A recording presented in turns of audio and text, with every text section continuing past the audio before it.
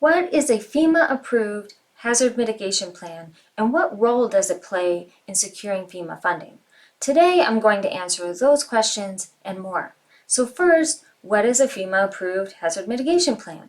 It's a written plan or document developed by a state, tribe, or local government, and it identifies ways to reduce future damages from natural hazards.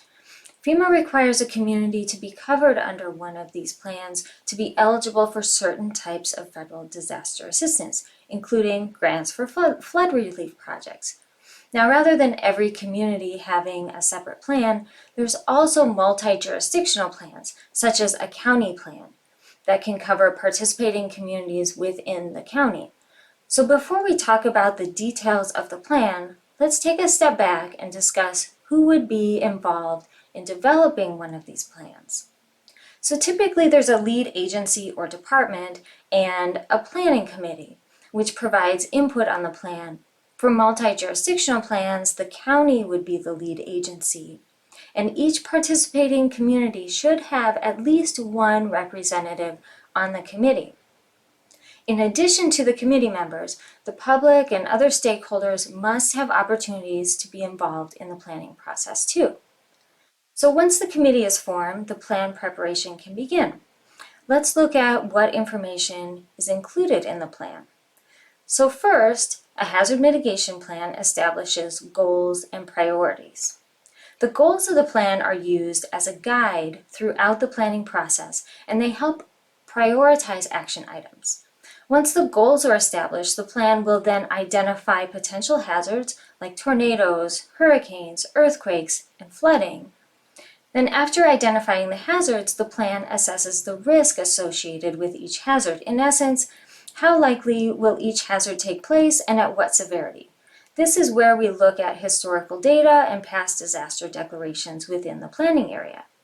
Next, the plan will develop strategies to mitigate or eliminate the risk. This is a critical step where each jurisdiction develops specific actions or projects to reduce vulnerability from natural hazards. So that's the general makeup of a hazard mitigation plan, but how does this relate to grants for flood relief projects? Well, as I mentioned at the start of this video, having an approved plan is a requirement for FEMA flood relief grants. Each participating community must have specific action items in the plan, and ideally, the project you submit to FEMA for grant funding would be listed as an action item in the plan. This shows the project will mitigate future damages from natural hazards and will show that there's a long-standing need for the project. It isn't just something you thought up overnight. Make sense?